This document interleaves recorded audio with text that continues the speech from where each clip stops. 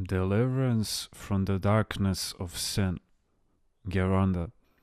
Is it a very grave sin for one to pollute his holy baptism? It depends how much someone pollutes it.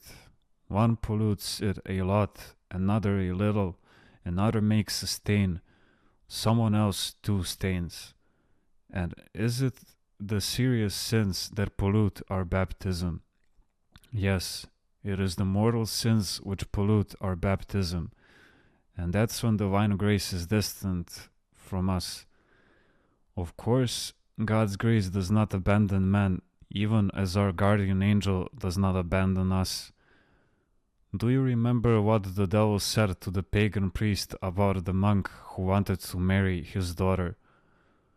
Do not be in such a hurry. He has abandoned God, but God has not yet abandoned him.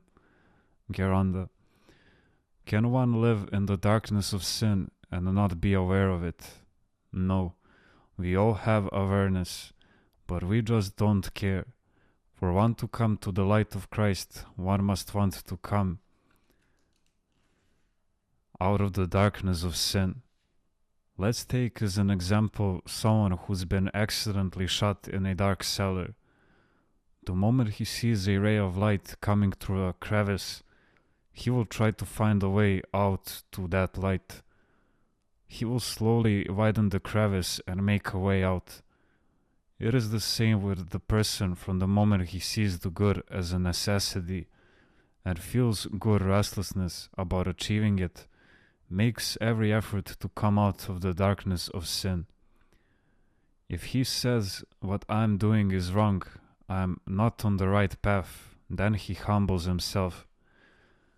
God's grace comes upon him and then he moves onto the right path. But it's difficult for him to be helped spiritually if he doesn't feel that good restlessness. Someone, for example, is in a tiny closet and feels as if he's suffocating. You tell him, get up, open the door, and go out and get some fresh air to revive yourself.